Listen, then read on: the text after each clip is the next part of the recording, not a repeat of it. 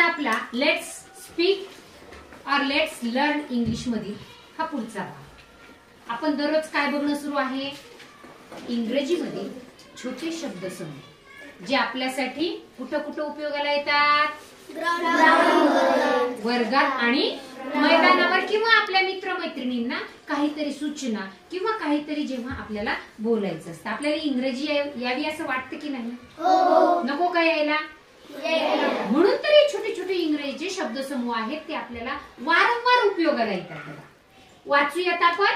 C at picture म्हणजे काय? चित्राकडे पहा। जेव्हा आपल्याला सूचना द्यायची असते, मॅडम जेव्हा वर्गामध्ये तुम्हाला सांगायचं असतं की या चित्राकडे बघ, तेव्हा ही सूचना उपयोगीला पडते। सी ॲट पिक्चर, चित्राकडे पहा।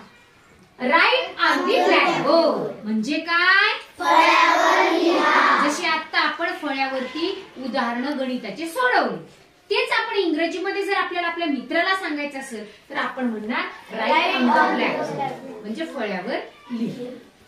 Put on the table, take this water bottle and put on the table. जेव्हा मी तुम्हाला सूचना देते तेव्हा तुमच्या लक्षात येईल, त्याचा अर्थ होतो टेबलवर ठेवा।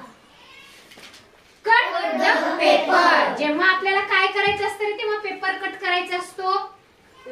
एखादा आपल्याला कागदी काम करायचं असतं ना, वस्तू बनवायची असते, आकाशकंदील असेल, विमान असेल, किंवा आणखी तुमची काही टोपी असेल, पंचपाळ असेल, अनेक वस्तू आपण पेपर पासून बनवतो, तेव्हा ही सूचना उपयोगी पडते। काय? कट द पेपर म्हणजे काय? पेपर कापा।